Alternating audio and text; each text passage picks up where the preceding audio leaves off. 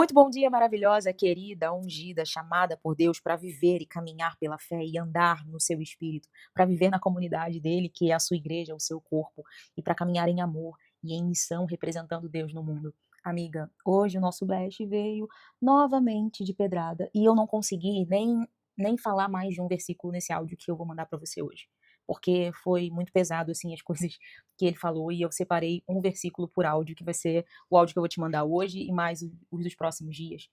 Você já viu aí que hoje o nosso tema é eu queria ser mais valorizada.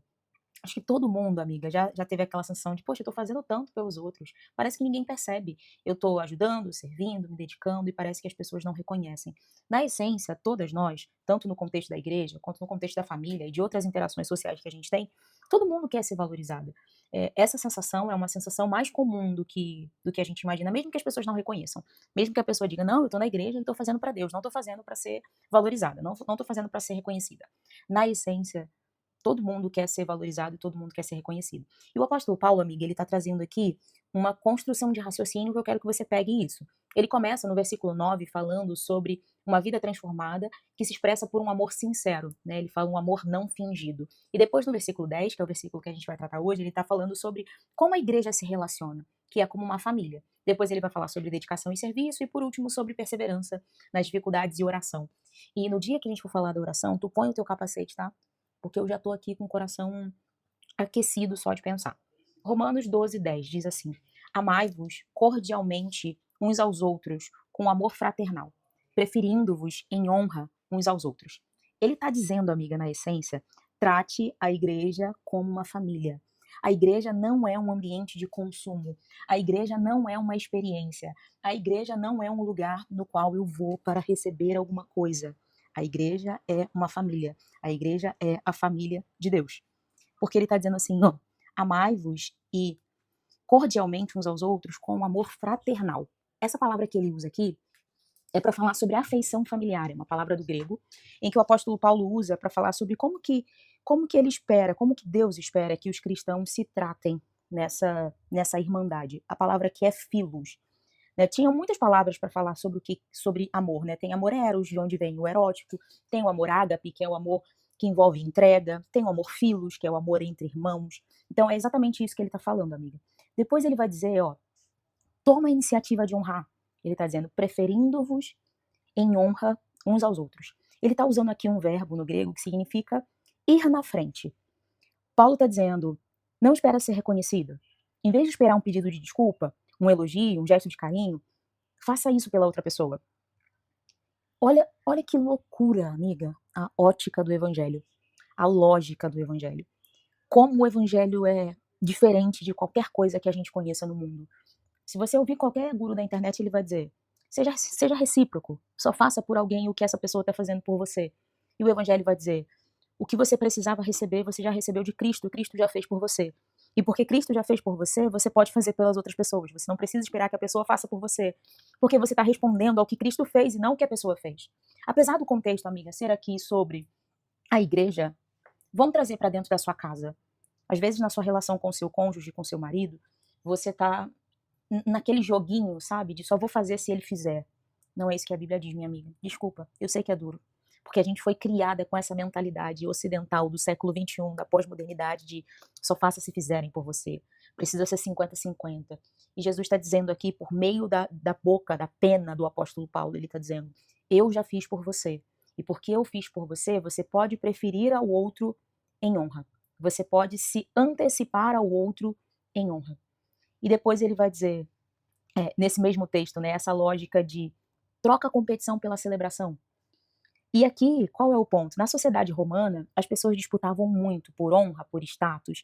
E o apóstolo Paulo está sendo extremamente, o nosso best, está sendo extremamente subversivo ao falar isso. Ele está falando, vocês estão dentro do contexto da sociedade romana.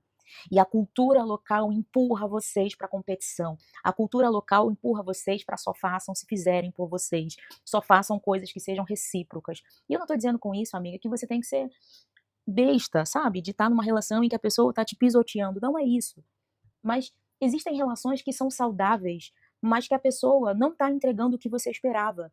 Não porque ela não esteja entregando nada, mas porque tem a ver com a sua expectativa. Com a expectativa que você tem do que ela deveria entregar.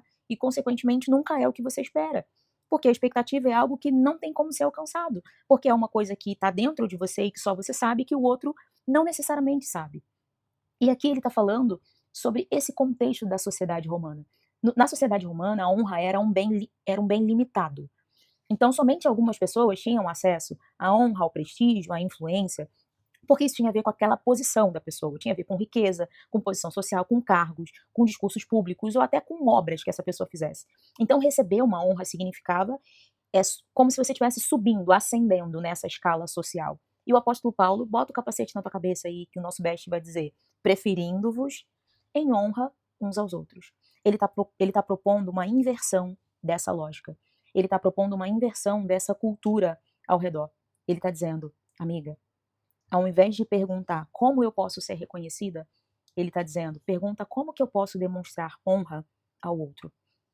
Ou seja, a preocupação deixa de ser conquistar uma posição para si mesma e passa a ser reconhecer o valor do outro. Essa é uma inversão brutal, radical. Pensa nisso no contexto da igreja, que é o contexto que nosso Brad está trazendo aqui. Quantos problemas seriam resolvidos no contexto da igreja se, ao invés de, ao fazer coisas, esperando que eu seja reconhecida e valorizada pelas coisas que faço, se eu estivesse olhando para aquilo que o meu irmão, a minha irmã está fazendo e reconhecendo isso e tratando essa pessoa com honra? Ele vai trazer aqui também, né, esse conceito que me lembra do que Jesus vai falar lá em Marcos 10:43, que é, quem quiser se tornar grande entre vocês, deve ser o servo. E lá em Filipenses, o apóstolo Paulo também vai dizer, Filipenses 2:3, ele vai dizendo, considerem os outros superiores a vocês mesmos. Então, isso é pra gente nunca esquecer que a ótica do reino é diferente da nossa ótica. Eu quero te provocar hoje para que você honre alguém, para que você prefira alguém em honra, para que você tenha esse hábito, é isso que Deus espera. Faça isso no contexto da igreja, faça isso com o seu cônjuge, faça isso no contexto da sua casa, porque nós não devemos amar esperando algo em troca. Nós não devemos servir esperando retorno. Nós não devemos amar esperando reconhecimento, honrar esperando ser honrados, porque tudo que nós precisamos receber, nós já recebemos. E veio de Cristo e está garantido. Então não te esquece que nele nós vivemos, nos movemos e existimos. Se você gostou desse áudio que eu mandei para você, você pode escrever aqui um comentário, você pode me mandar uma mensagem, você pode e deve compartilhar com alguém que você se lembrou, alguma amiga, sua mãe, sua filha, alguém que deve ouvir esse áudio. E que o Senhor nos ajude, porque os padrões do Evangelho são altíssimos e somente pelo seu Espírito nós vamos conseguir corresponder a isso. Beijo, beijinho e até amanhã.